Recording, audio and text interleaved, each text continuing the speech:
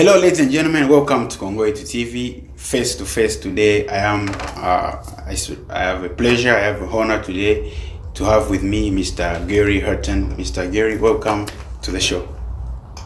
Thank you so much, sir. I appreciate the opportunity to be here and to exchange thought with you. Sure. And maybe the people that listen and watch your work will learn something or get something out of it. Great.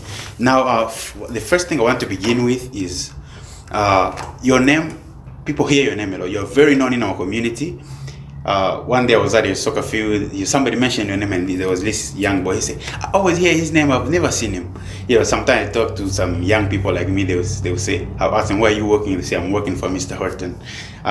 So we hear your name a lot. We've seen you in events. We've seen you in different places, but we don't. I think we see you in a lot of places, but we don't really know who exactly Mr. Gary Horton is. So can we know today, who is he? Where does he work? I mean, what does he do?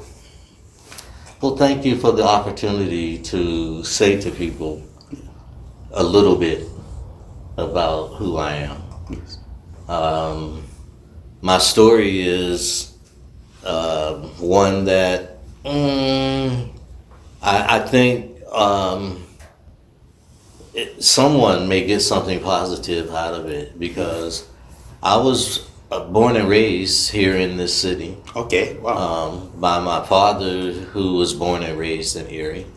So my family has been in Erie for well over 100 years. Wow. It's not a lot of black families who can say that. Yeah. In that a lot of blacks came here from the South during the 1930s and 40s and 50s. Yeah. Before that, it was just a small group of blacks here in Erie. And my father's family was one of them. And so I know a little bit about the history of the city. Mm-hmm. And it has always had a special meaning to me because of that, because I was born and raised here in a poor family. My mother was 16. My father was 19 when they married. Oh. My mom had 15 children. Wow. And 11 of us survived. So I was raised with 6 sisters and 4 brothers. Great. A large family. And our house was always the focus of the community or attention. My parents believed in discipline and education. And we didn't realize we were poor, because my parents worked for the things that we had. Yes. And we always could eat, and we were always clean. Yes. And we were always happy. Nice. and as long as we followed my parents' rules, that's right. there was peace in the house. Yeah. And so we also learned the value of hard work and education, and so it really benefited us as we moved through life. Yes. And with that, I've lived like an American dream. Mm-hmm. I've been able to get a good quality education from the schools here in Erie. Okay. I went off to college. I grew up in parents who believed in social justice and civil rights. Yes. And registering to vote and respecting the vote and respecting education. They had us involved in the church and the church choir, altar boy, yes. Vacation Bible School. We garden every summer. We were Boy Scout, Cub Scout, Little Gritter football, wow. Little League baseball, wow. just keeping us engaged in things. It taught us leadership yes. and discipline, and help you with your communication skills and your confidence that you are somebody. And so I had a good upbringing, and enough to know always I was going to go to college. So I went away to college. In my freshman year at college, the students during that time, we had a big riot, like today, around the Vietnam War. Okay. And they bring out the National Guard and chase us off campus. My parents had to come get me. Yeah. I was safe. Okay. I transferred to another school, the oldest black school in America to educate African Americans, college, founded in 1837. by Quakers, a religious group, Yes. outside Philadelphia. Okay. And so I went to there. I graduated from there. I've worked in every community I've ever been in. Yeah. As a college student, I lived in Washington, D.C. Okay. For 3 different semesters. I work and live in D.C. I go back to school. It delayed my graduation 1 year because I'd alternate every semester. Then I got a job in the governor's office of Pennsylvania for 3 years. And I was able to travel around the state. Yeah. I was fortunate to have a job in the mayor's office in Erie for 10 years. Wow. So I've had a experience that a lot of Americans don't get. I've been to Africa, I've been to China 3 times. Okay. I've been back and forth across the country. I've taken youth on a journey called Walking in Black History to learn about the struggles of Black people in America and to learn our history for 28 years.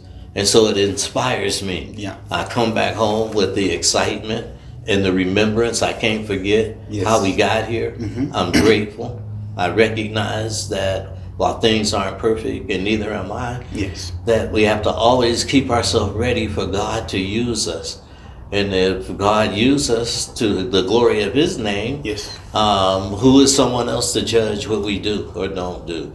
Because this is God who we are serving and not man anyway. So I've lived a blessed life. I'm very fortunate to have a job that has allowed me to connect with some people. God sent me as a Black American, some people who still believe in the American dream. New Americans. That's what I call them. When they first came, people called them refugee. And I say, no, these new Americans. From my history, my knowledge of government and politics, I describe, no, these are new Americans.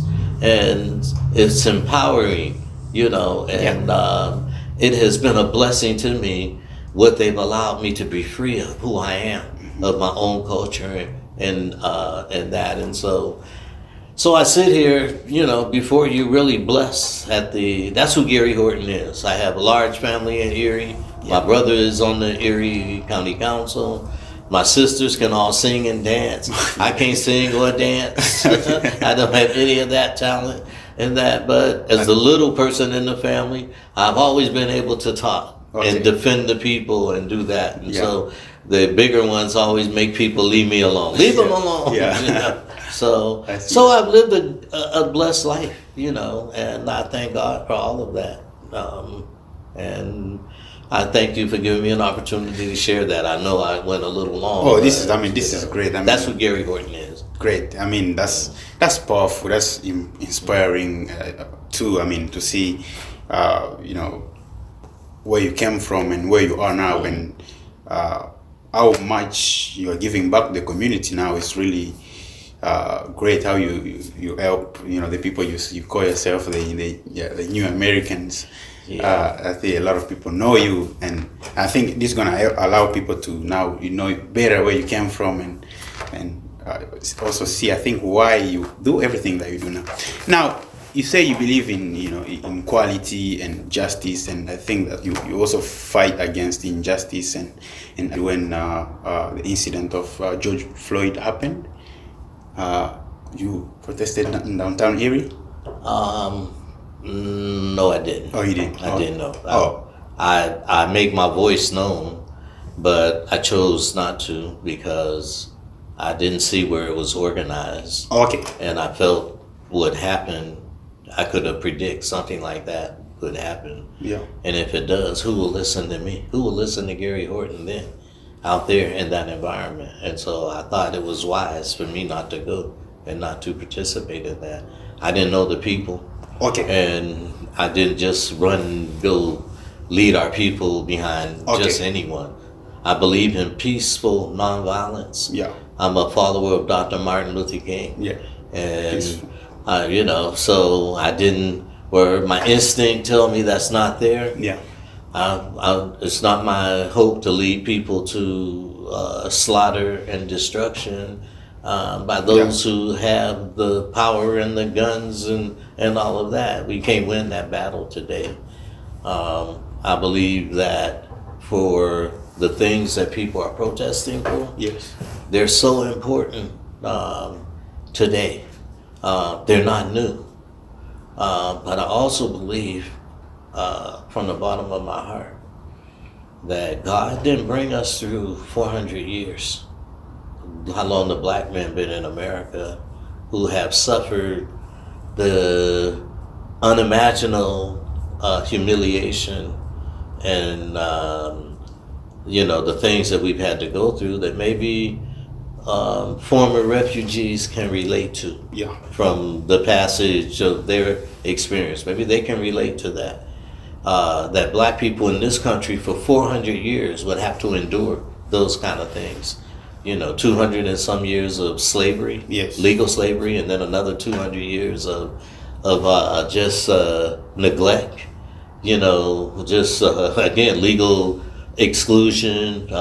With the force of the law behind it. So I can't believe that the God who would allow us to smile today in the face of all of that, to bring us through all of that, would have us think that these people have the capability or the power to destroy us. No, I don't. So I don't chase just this is the end. Yes. So it's God knows. God knows. The hope is in God. And when God say come, and that we all should be listening for the voice of God. Yes. We've seen God use a rock, a donkey, and God say I use a whale, the lion, the giant. And God don't need us, our permission, who to use. He used women. When men say women can't preach, women can't do this, women can't do that. In some cultures and all that, God can do anything. So God knows why we're here. God knows why. And He will take care of us. Okay. And God knows the outcome already. Great. All we have to do is trust and believe. Amen. And try to work. Okay. So when I see a police officer that mistreated a black person or mishandled a situation, an encounter with a black person, I get feedbacks from people who say in most cases black people misbehave. They say black people should stop misbehaving if they want to live, and some people also say that here black people commit a lot of crimes. That's why police see them as criminals most of the time and handle them in that way. Do you think, is it just something that people believe that's not true, or do you also think that maybe us as black people just do too much crimes here, that's why the police maybe see us that way? I don't believe either one of those, because whether you a criminal or not, the police should deal with you with dignity and respect. And I hear that question when people want to hold police accountable. Yeah. They say, oh, we need a civilian review board where citizens can, where the police cannot police themselves. And that we see all kinds of examples that call that into question. And the difference, if the police be guilty of something, he go. The same thing he beat or take someone else's life for. And that there don't seem to be any justice in that. There should be some fairness. Yeah. But I don't think that they're the same thing. And I don't think that one is saying that black people should not be held accountable for the laws that they break. They should be treated with dignity and respect still, because in America you're innocent until you're proven guilty. Yeah. And you should not have the justice given to you on the street. Yeah. With the police knee on your neck, or choke you or shoot you in the back 7 times. That's not American justice. And the fact that that kind of justice only happened to black people, unarmed black people, too often, that other question is another question. Yeah. And for people to try to equate that with that type of activity, that most black men in America know the experience of looking behind you in their police car behind you. Yeah. And that every American can't say they feel like that. Show me which black American can look over his shoulder and see the police, and only God knows what we go through. Yeah. Because it has resulted in not the best outcome for too many people. So I don't equate them with the same thing. Now, should black people be killing each other or committing crime against each other? No. There's one Ten Commandment. There's not one for white people and one for black people. That's right. And God called for us to try to be obedient, to be strong, and give us His word to try to help us with that. He didn't say that I need the police to beat you into, to keep you from breaking my law. Yeah. And so that you have to lose your life at the hands of the police for crossing jaywalking. Waking up when the police kick your door in. Yeah. Or just selling drugs and the policeman see you and beat you. That's, it's almost like hanging from the tree in front of thousands, which they did also, They don't want to talk about that either. Oh. The hanging of women and children. Yeah. And that's a part of our history.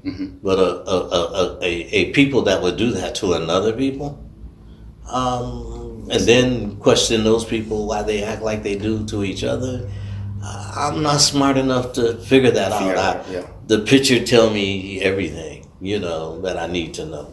And so now, I've seen that one other issue that people complain about, they say black people complain about, is that, in most cases when those injustice,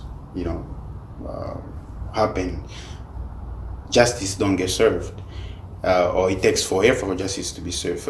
I'm just going to take an instance for the case of George Floyd. It's been, almost 3 months now, and justice hasn't been served. Is it that do we just not understand how the justice system works? I mean, how does it take so long? Why do the investigations take so long for them to give a verdict? Is it just people don't understand how the system works, or what? That's a little bit of it. That the system, better knowledge of how the system works, would certainly be helpful in understanding it. When you see the system work reverse for you with speed, that the police can mete out just to see you on the street, you think something else, that is taking too long, when you can be shot in the back on the spot. Right. Justice right now. And now when you want us wait 3 months or 3 years or that don't seem, Yeah. But so then they assert rights that we don't have. We say, well, we didn't have that right either to be given benefit of the doubt, be innocent until proven guilty, and all of that. So to life, liberty, and the pursuit of happiness. So I say yes. It's a little bit of both. A greater understanding would help, and yet it's difficult for the police to police themselves. If you had an independent review board, would police have representation on it? Also, it's made up by citizens of all type, and you have to be qualified to be a part of it. I don't know what that qualification would be. You have transparency. They have subpoena power, and that it seemed like the majority of people could live with the process and the outcome of such a challenge with someone. If they said it take this long, we have to do these things. If they were independent and transparent, then we could more be patient with how long it takes. But the other side of that is, don't give us justice on the street at that spot. Just when you show up and you got a gun. And you decide you're going to be judge and jury right then. Too often. Yeah. Can I talk a little bit about is it Jacob Blake that was killed a few days ago? Did you watch what happened with Jacob? The one who shot in the back? 7 times? Yes. So, sometimes when I look at these things, I wonder, are the police officers not trained enough? I'm not gonna say physically trained enough for them to handle those types of situations. I mean, why would they let him walk to the car instead of tackling him or do anything to stop him from going to his car instead of waiting for him getting to his car. I'm wondering if the police were not able to stop him from going to his car, like with physical force, since it was 4 police officers there. I'm wondering, is it that police officers are not trained well enough, or is it that they are not using what they learned in school? They choose to use guns instead. I think it's both. And I think they have done us so bad for so long, they really believe that they're afraid. Okay. Maybe guilt of what they've done to I us. see what you're saying. That we're still such a forgiving people. That we ain't chasing them and doing the things they're afraid we gonna do to them. But we support them, we vote for them. We still live the American way. We register, and so when the vote don't work for us, the outcome don't be favorable to us, the people don't give us policies that help us, we still don't turn around and chase them. You know, we hurt our own self by just quitting in that. And the legal ways that we have to change the government or to make policy change, register and vote, we don't do in that. So some of it is training, and some of it is just, it's not an easy thing, but you can't get to it by not wanting to be engaged. And in a democracy, where you have representative government, where you select leaders to make the decisions for you, it's the success of it is dependent upon people being informed, trusting, understanding what's going on. Yeah. Then they can trust you to go make a decision for us all. When the people are not included in it, they have no idea that the democracy ain't not working for us, because the people are making decisions that benefit only them, no matter who wins. They come Democrat or Republican, the same one. Liberal, conservative, whatever they say. Yeah. Still same outcome, for the majority of people. So people quit. They have lost confidence in the government. And they lose confidence in the media, because they don't tell all the truth. Yeah. And so people like Donald Trump have tapped into that, that people do have mistrust issues, and rightfully so. Yeah. But they don't recognize who the enemy is, and or what they have in common. And they've let some people drive division amongst us as opposed to unity. And we don't need everyone, because God even showed us in his faith where sometimes that's too many. You're trying to get everyone. And that God want to show us that God is still here. And he's the same God as he was before. Yes. That when the people have called on God, God has answered their prayer. Yes. And it didn't matter how many or how few. Because he took David and the stone to slay the giant. When everyone else ran from the giant and was afraid. It wasn't armies that knocked the giant down. Yeah.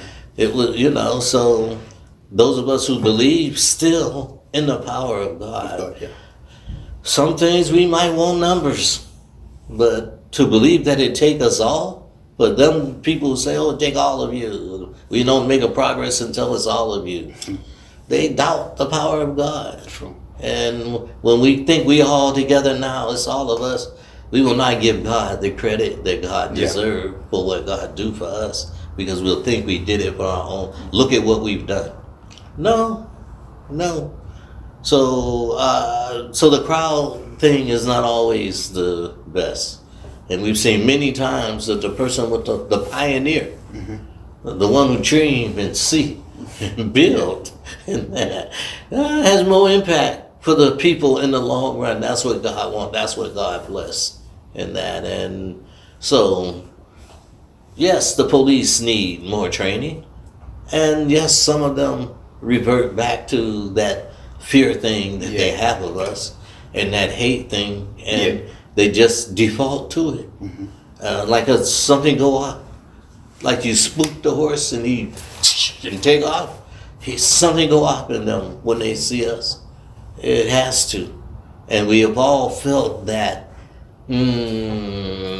However we want to describe it from them when they stop us with the gun and say whatever they want to say to us and how, and their body language, and no, Uh, only we know what it's like. And I have friends every day who say, I don't know what you all, I'm learning. I think I can't believe. Oh, you can't believe. Okay. Okay, so for people like Nelson Mandela, they think all these issues come from when we are young. So it's really education.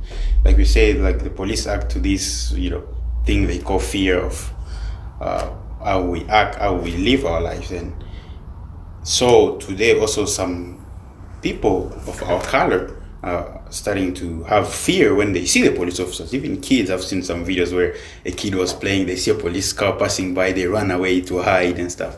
So how do we change this? For some people, they think, they people need to start being taught how to live with others in school. People think that that's missing in our academic curriculums. I want to say, people think that misses it. Even at home, the way we teach kids. Are we supposed to be teaching kids? What do you think we can better these situations? I think one goal is to get more of us into it. Okay. To have more of us be public safety officers. Okay.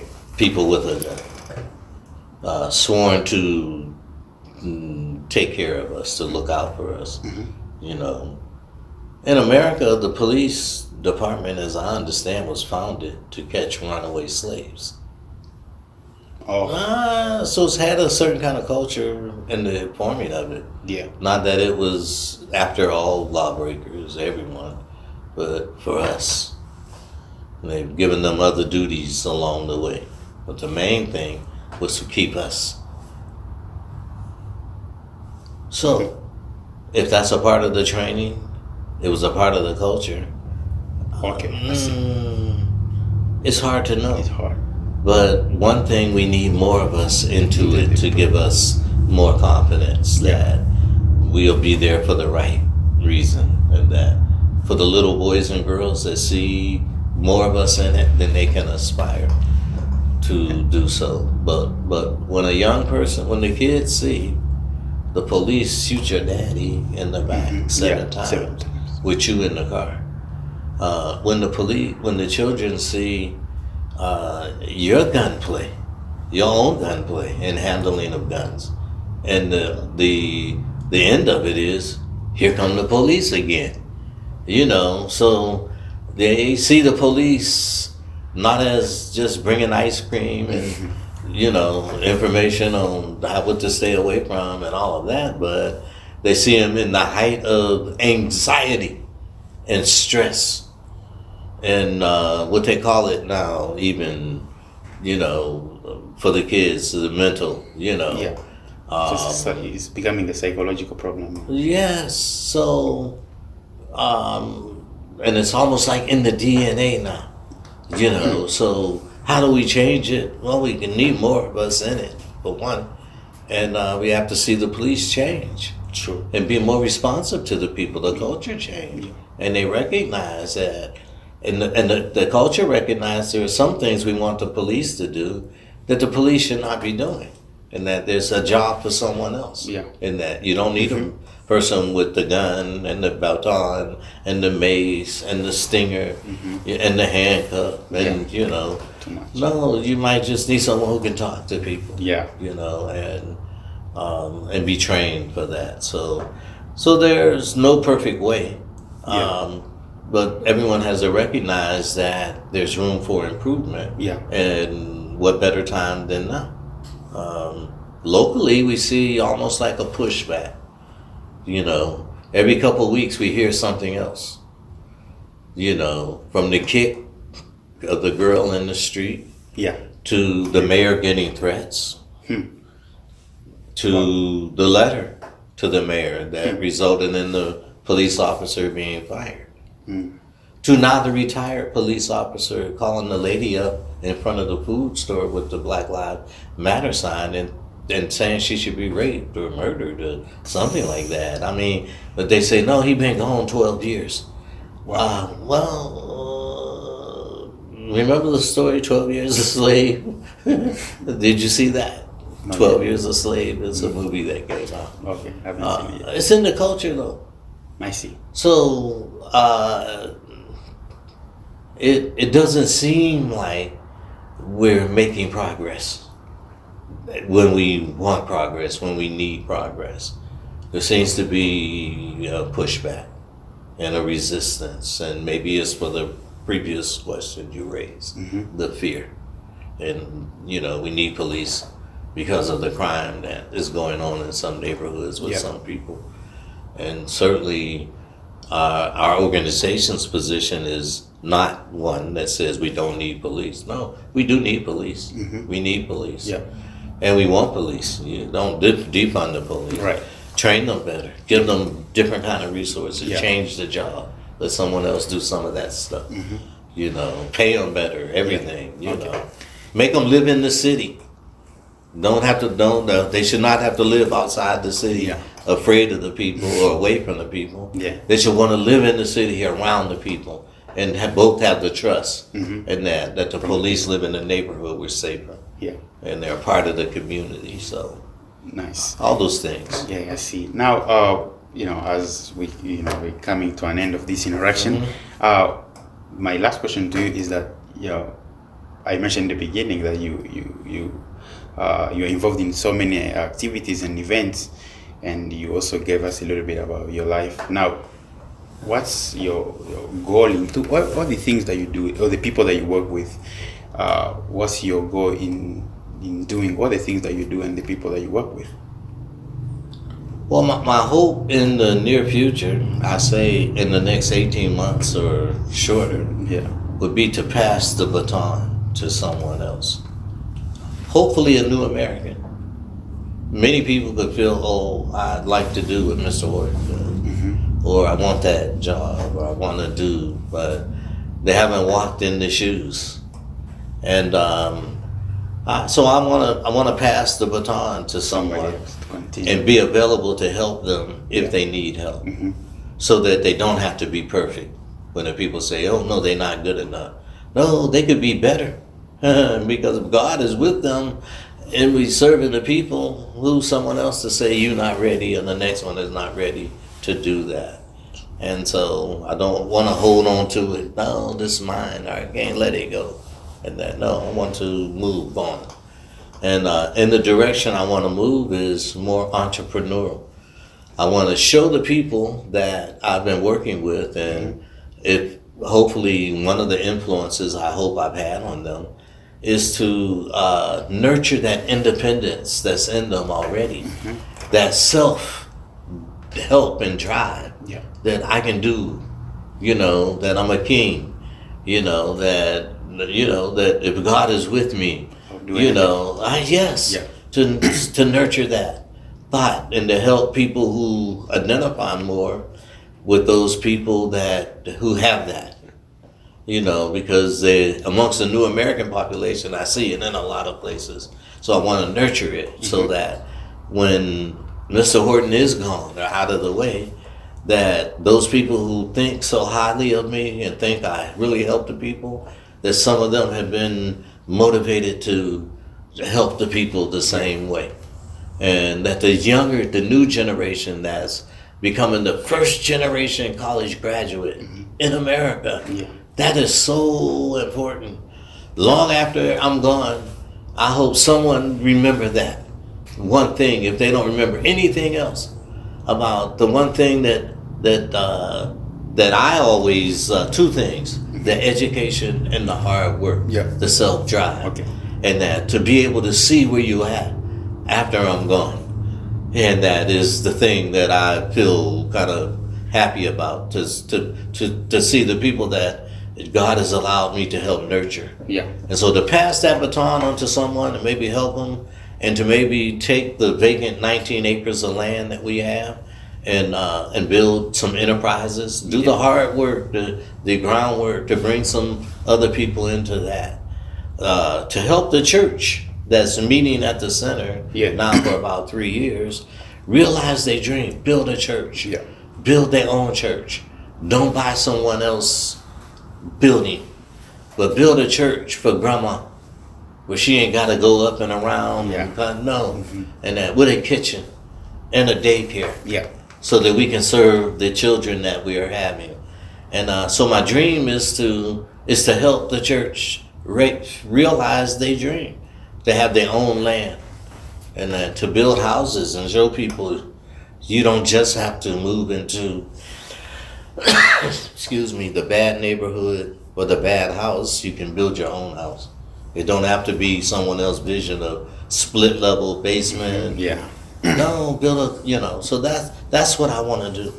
And I don't think I can ever get too old to dream, and to keep working, I've never been married. I do have a child, and she's a school teacher. And it's been like, I guess, one of my punishments for being disobedient somewhere along the way, that I've never met someone to say I do. And to have, many children. Yeah. And the Africans, they always tell me, it ain't too late, Mr. Horton, it's not too late. Yeah. I'm like, my family say, the Americans say, it's too late. Yeah. It's too late. The Africans say, it's not too late. Not too late. So I like the dream and to live the life and the belief that it's never too late. So that's good. I'm happy to realize that I know that I've been nurtured to accept the fact of who I am. I'm African. That's wonderful. I'm African. Yeah. That's wonderful. I see you putting on a face mask that says vote. I think it's to tell people to vote. So I'm giving you this time to, if you have to give any message to the people that are watching us right now, any messages, if it's about COVID-19 voting or whatever, you can go ahead and do it.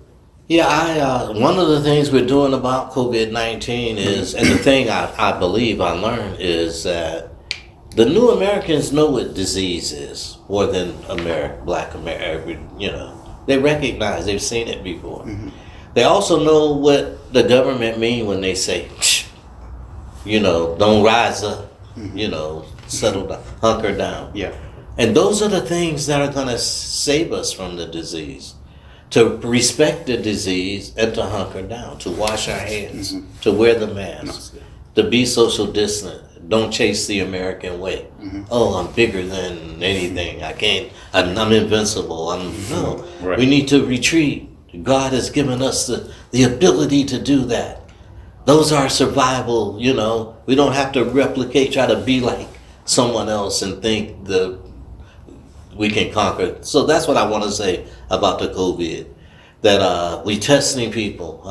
Someone gave me $20,000 to buy tests or to buy the flu shot. Yeah. And that to make those things available for people. And that for us to be smart and to recognize information. Teach the children who touch everything. To tell the children to wash their hands and be safe. They touch everything. And the children will learn that if we teach them that. But if they want to be like big brother and big sister. Yeah. So if big brother and big sister act like it's nothing, big brother and big sister may be strong enough to withstand the virus, but the children may not be. Yeah. Grandma may not be. So we have to be wise. So that's what I want to say about the COVID.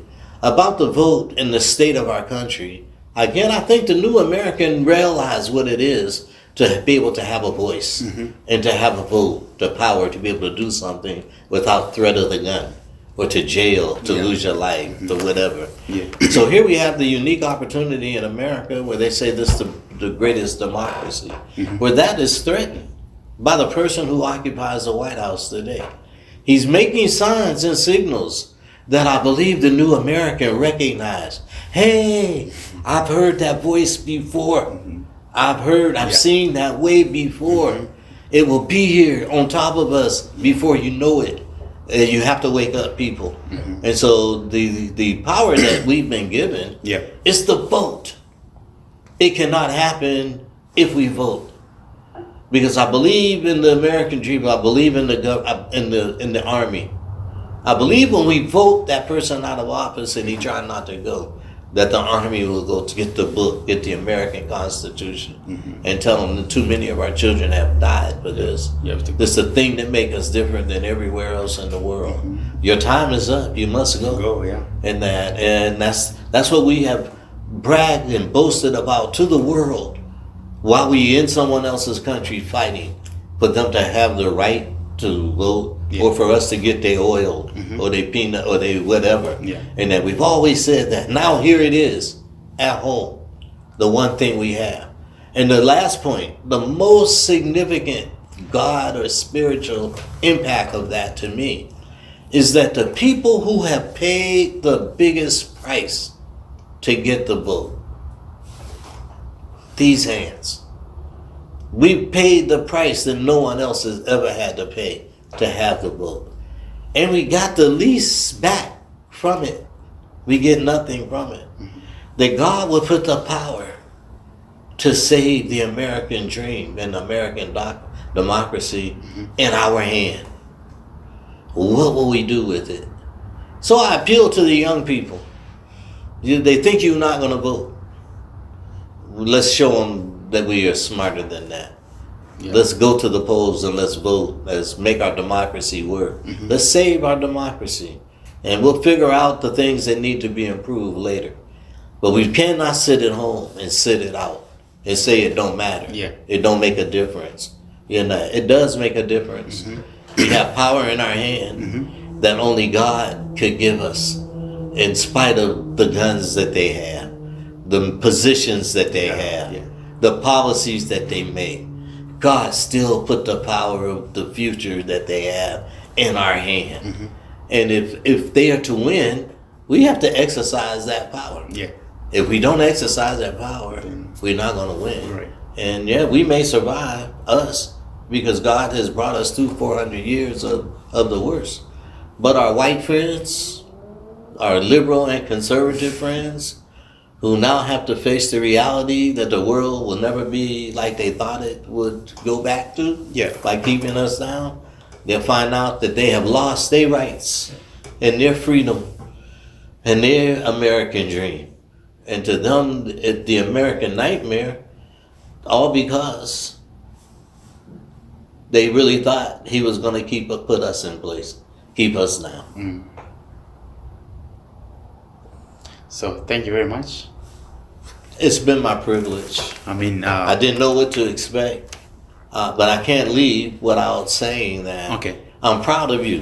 Thank you so much for what I see, and I can see you have vision. Thank you so much. And I can see the independence in you to contribute, to do something, to make a contribution, and to be effective and have an impact. Only God can bless someone with that spirit to want to do that. Absolutely. So the anointing is on you. Absolutely. I say keep using it, and I thank you again for giving me the honor, the privilege of being a part of your conversation today. Great. I would love to have you on a different day. I would love to have you back here to discuss maybe a different topic, and also so I want to thank you again so much for showing up. So, ladies and gentlemen, this is the end of this interaction. May God be with us. May God protect us, and we are still together.